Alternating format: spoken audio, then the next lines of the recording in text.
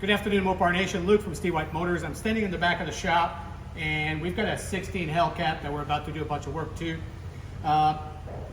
This is a standard Hellcat, and what we're going to do is we're going to do our stage one, slightly modified upgrade to the engine.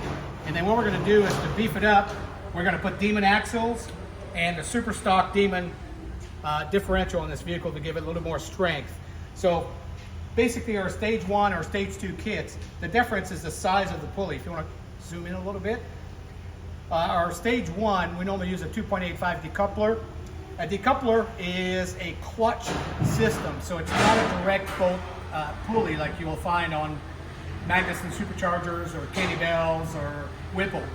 On this particular kit, we're going to go with a 2.75 pulley, 1000cc injectors, our dual 295 pump system.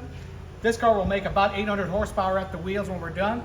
And since this guy wants to be able to put drag radials in this car and have a little fun at the drag strip on Saturday night, what we're going to do is we're going to change the standard 262 differential, 230 mil, to the super stock version or the early Demon version of the differential. It's a much beefier unit.